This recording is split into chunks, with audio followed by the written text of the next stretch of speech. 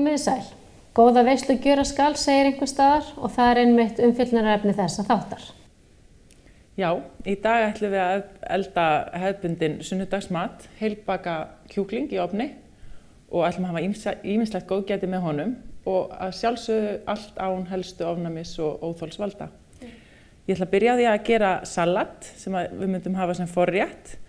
Undirstaðan í salatinu spínat og klettasalat. Og ég ætla að setja hérna avokado út á til að fá smá fitu fyrir mjólkurofnæmisgemsana mína. Ég nota þetta mjög mikið. Svo gott að hafa mango, sætt og svona bragðbætir salati mikið. Skemmtilega að fá svona litin líka. Og svo koma náttúrulega mjög skemmtilega litir. Trönuber, finnst mjög gaman að hafa. Það alltaf að klippa þau aðeins niður til að það svo yfirþyrmandi bragðið af þeim. Þannig að setja það heil núna. Og eins hérna pekanhnetur sem að má skera, en auðvitað ef það hnetuofnæmi, alls ekki, og nota þá frekar einhver fræ, kannski sólblómafræ til dæmis. Eða graskersfræin, þau eru mjög góð líka. Þetta svona uppáhaldsblandan mín.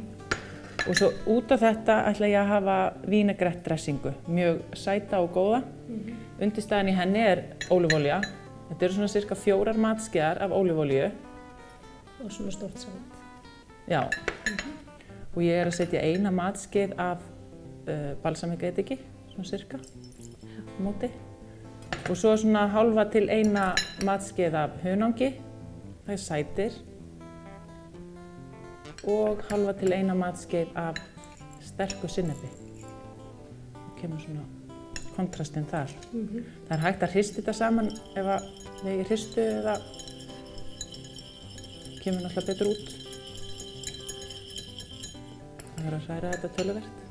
Það einmitt gaman hvað hægt að fá fólk til að borða miklu meira af salati með því að hafa einmitt eins og segir eitthvað svona óhefðbundið saman við það og síðan góða dressingu sem þarf ekki eins og að vera eitthvað flókin. Akkurat. Og eins og þið sjáu þá hérna þetta grænu salatblöð og spínati, þetta gífurlega hollt og eftir því sem við segjum ofta eftir því sem að grænmeti lit sterkara þeim meira næringarefni innihaldi það og það akkurat það sem við erum að leitast eftir að fá úr grænmetinu og ávöxtunum.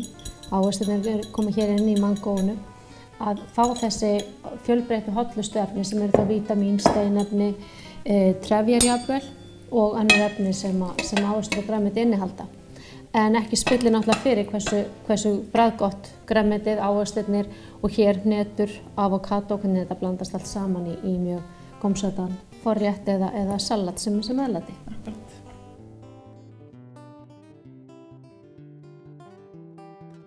Þá komið að kjúklingnum, ég ætla að gera hann kláran. Þegar ég vinn með kjúkling, þá nota ég alltaf hanska, svona einnota hanska. Og þá helst vegna þess að ég er með 3 lítil börn heima og þau eru ofta að koma í baki á mér þegar ég að vinna með kjúklinginn. Og þá finnst mér mjög gott að geta rennt mér úr hanskanum til að sinna þeim, sko. Já, það mjög góð hugmynd. En já, þú þarna með kjúklinginn og einmitt kjúklingur, kjöt, hvort sem það rautt eða annað hvítt kjöt, fiskur. Þetta eru mjög mikilvægir próteingjafar í fæðun okkar og prótein jú mikilvæg til þess að viðhalda líkamanum, viðhalda vöðvum líkamanns og allri starfsemi hans. Þannig að við þurfum að hafa þetta inn á matseðlinum hjá börnum og fullorðnum. Eggin eru líka próteingjafi og fyrir þá sem eru með eggjáfnum þá í rauninni þarf bara að leita próteingjafans annar staðar, eins og í kjúklingi, fiski og öðru kjöti. Þannig að nú erum við hérna með kjúkling, heilan kjúkling. Ég ætla að krydda hann með steinselju, marjoram og kerfil. Þetta eru svona kryddjurtir sem við kannski eru alltaf til hérna í flestum búðum, en erum kannski ekkert vön. Svo eru margir sem rækta þetta bara hreinlega heima í eldhúsglugganum yfir sumartímann. Steinseljan gífurlega C-vítamínrík og eitt af því C-vítamínríkasta sem við getum fengið, þannig að það ekkert af því að fá sér steinselju þess vegna á hverjum degi. En einmitt gott að hafa þessa grænu kryddjurtir með, auka næringargildið og svona gefa réttinum mjög sérstakt bragð. Blanda þetta bara vel saman. Ég ætla að sprauta hérna sítrónu yfir, kreistana hérna yfir kjúklinginn. Já.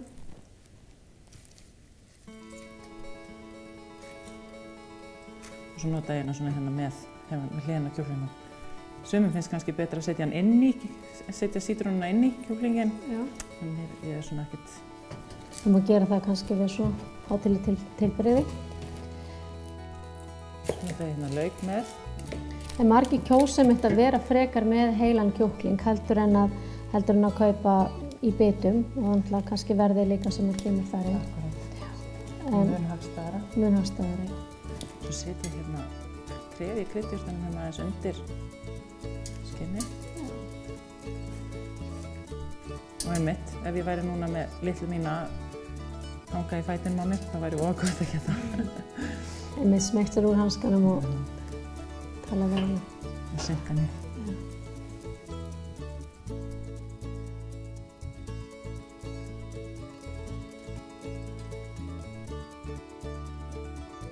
Það líka börnunum finnst oft gaman að grípa legginn og nagan. Þannig að það er að gera. Svo bara smyrja þessu vel á. Og það hljóti líka aðeins fituríkara heldur en til dæmis bringan, þannig að svona fyrir börnin það kannski er það góður kostur ef þau vantar aðeins meiri orku og meiri fitu úr fæðu.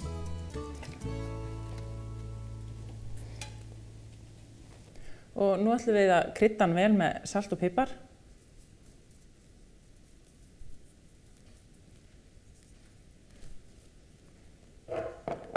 Og þá verður hann bara tilbúinn til að fara í ofninn. Setjum hann á 180 gráður í svona 50 mínútur. Gott að nota kjöthitamæli. Stinga honum hérna hjá lærinu. Þess að fylgjast með þegar hann er tilbúinn. Já, og hann þarf að vera minnstakosti orðinn 75–76 gráður til að vera tilbúinn. Fyrir þá sem eru með ofnæmi og óþol og sér í lagi þá sem eru með lífshættulegt ofnæmi eins og hnetuofnæmi, að þá er mjög mikilvægt að kunna að lesa á innihaldslýsingar og lesa innihaldslýsingar á þeim matvælum sem keypt eru heim. Við ætlum að fara út í búð og skoða aðeins málið.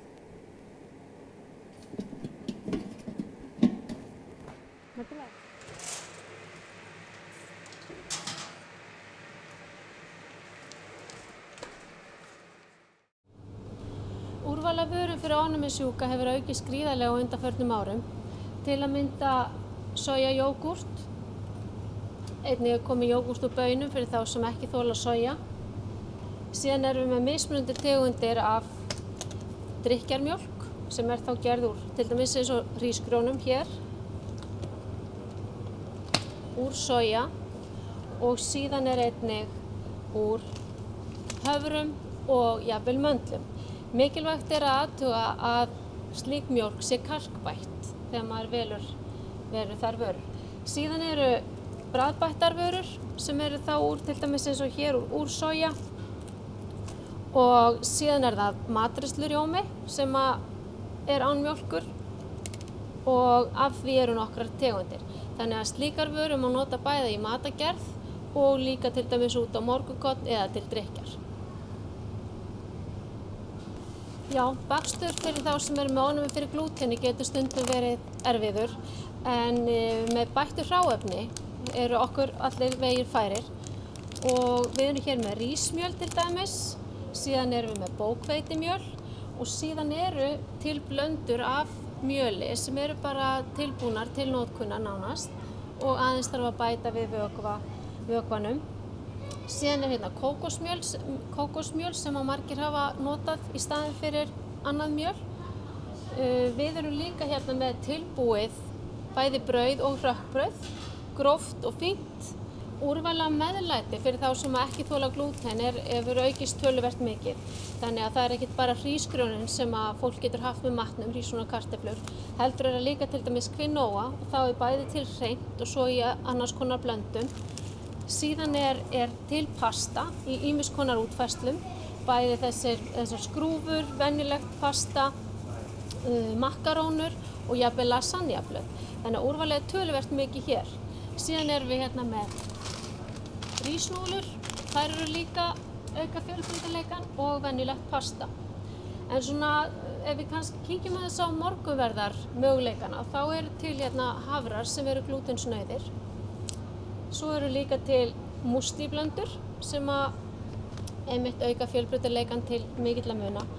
Og síðan eru hér bara svona hefðbundnar kornflögur, þannig að allir geta borðað kornflög saman að morgni til. En einn af þeim þáttum sem við þurfum virkilega að hafa í huga þegar við erum að velja fæði fyrir þá sem eru með ofnæmi og óþol, að það er að lesa innihaldslýsingar. Það eru lykilatriði og það er bara okkar svona haldreipi til þess að tryggja að það sé engin af þeim fæðutegundum sem ekki mega koma inn í líkamann, að þeir komist ekki þangað. Þannig að við skoðum hérna innihaldslýsingu og innihaldslýsingar eru settar þannig upp að það sem mest er af kemur fyrst í upptalningunni og það sem minnst er af kemur síðast. Hérna er maísmjöl, sjávarsalt og ekkert annað. Þetta var eitt dæmi mjög einfalda innihaldslýsingu. En á hinn bóginn erum við hér með keks, svona partykeks sem hefur mun flóknari innihaldslýsingu og svona það helsta er hrísmjöl, maíssterkja, maísmjöl, heilhveiti, bóghveiti, þannig að þetta var bara svona eitt dæmi.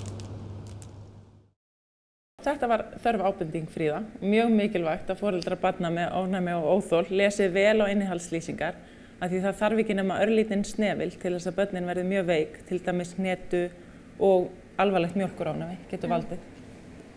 En næst ætlum við að fara í kartöflurnar. Ég er búin að hita olíu í ofninum í svolítinn tíma núna.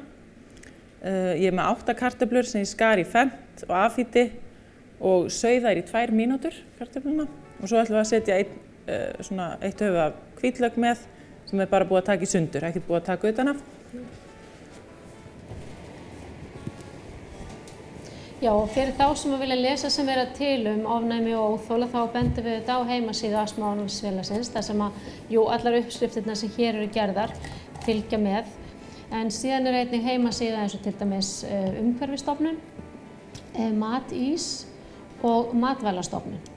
Og þessar síður þær veita allar mjög góðar upplýsingar sem tengjast á öryggi matvæla, hvort heldur það eru varðandi innihaldslýsingar, ofnæmisvaka og ýmiss konar annað fræðsluefni. Ég er rétt að krydda kartöflurnar með salt og pipar og stingur svo inn í ofn og leyfir svo að bakast þar eða steikjast í 30–40 mínútur og ég sníð þeim 2–3 tímanum. En ég horfi meira á litin, bara hversu fallega brúnar þær eru orðnar, en horfi ekkert endilega á tíman. Nota bara augað við þetta? Nota augað. Já, það erum að gera.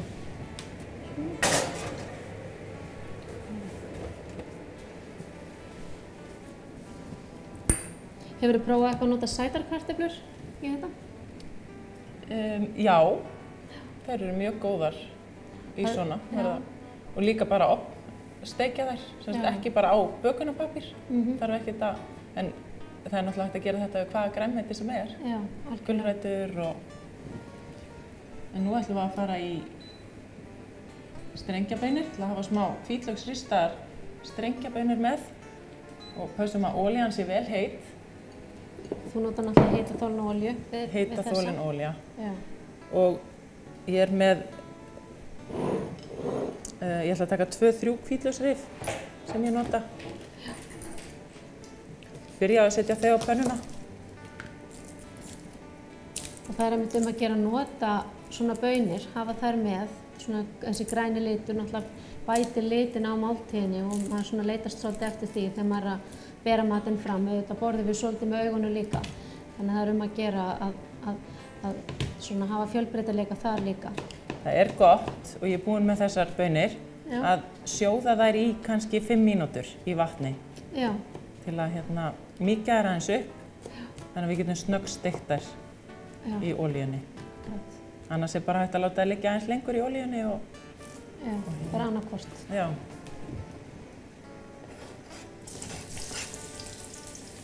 Sýslar þetta alveg upp.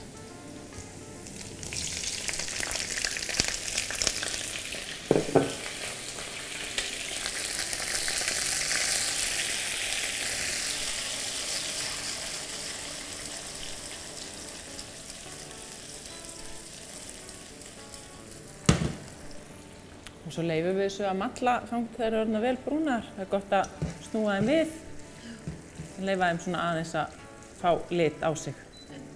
Og hafa þetta á svona 7, eða svona, já, yfir meðalhita. til að það komi crispy og brúnt. Þú sparar ekkert olíuna, sé ég? Alls ekki. Ég nota olíu mikið af því að börnin mín eru með mjólkurofnæmi óþol og fá litla fitu úr fæðunni.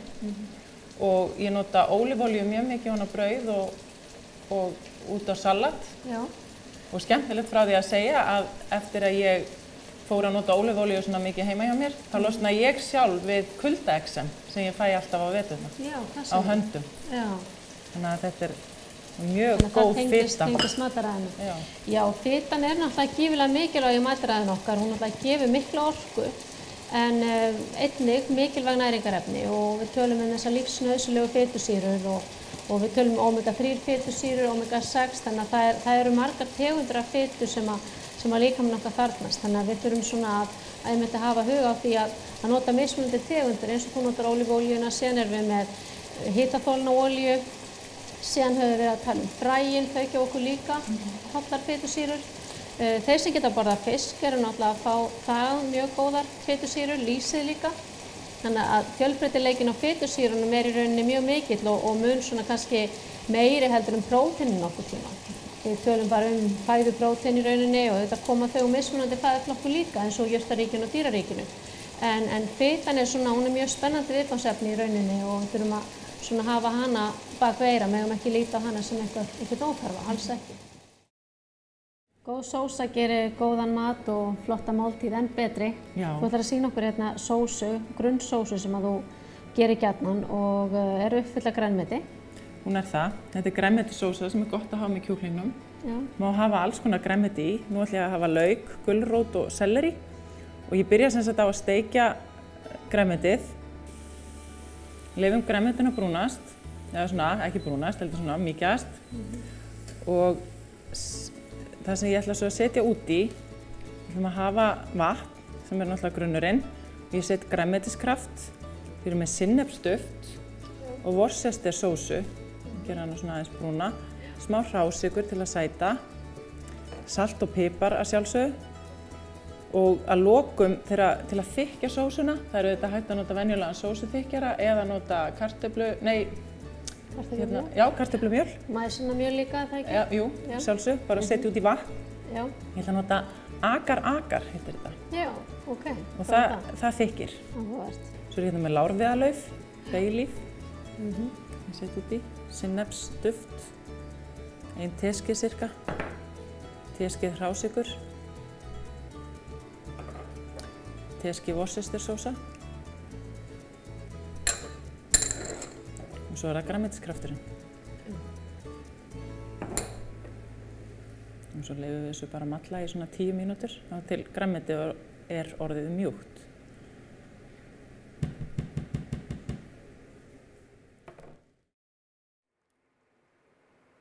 Allt að vera klárt, já. Það er rosa mjúkt og fínt. Svakalega góð lykt af þessu. Ég ætla að sía hérna grænmetið frá.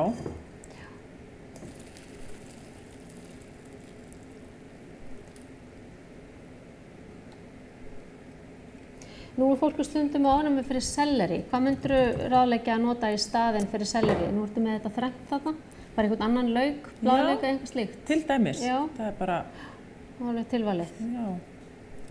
Eða einmitt sveppi, þurrkaða sveppi eða eitthvað. Já. Þetta kom vel út líka.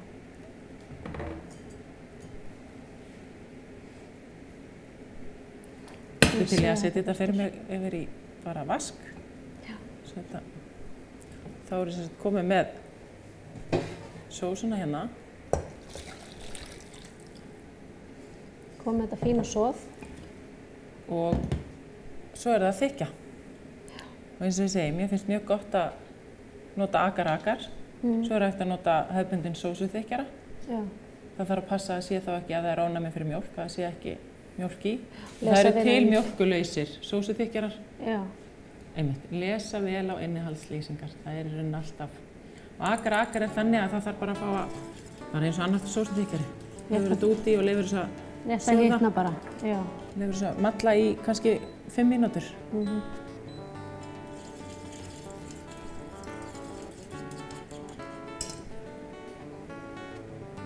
Jæja, þá er kjúklingurinn tilbúinn og kominn úr ofninum. Baunirnar tilbúnar í skálinni, sósan búin að þykkna vel, kartöflurnar fara alveg að vera tilbúnar. Við ætlum að taka soðið af kjúklingnum, bragðbæta sósuna. Það alveg tilvalið. Gott að setja alveg nokkuð mikið. Og síðan ef það þarf að þykja sósuna meira, þá getur maður bara svona aðeins fikra sig áfram með agar í þeim efnum. Eða hitt þykkingarefni sem þú ætlar að nota. Akkurat. Bara að finna sjálfur hversu þykkt þú vilt hafa þetta. Kartöflurnar orðnar mjög fallegar, slökkum bara. Greinilega tekist bara mjög vel. Það voru bara komin veislu máltíð.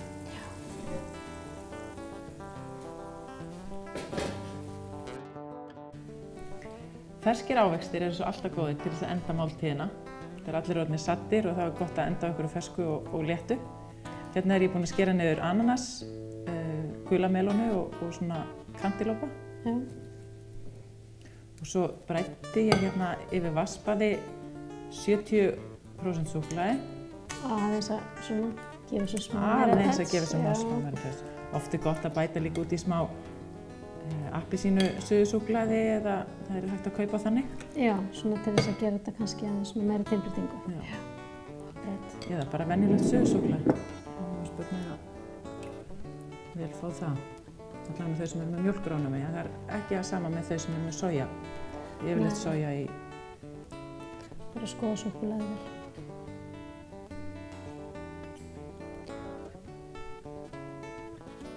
Þetta er glæsilegt. Ég sé þú bræðir þetta í vatnsbaði, það er svona öruggara að það ekki upp á. Jú, upp á kekkjastykki. Já. Heyrðu, takk fyrir þetta. Mjög flott. Súkkulaði klikkar aldrei.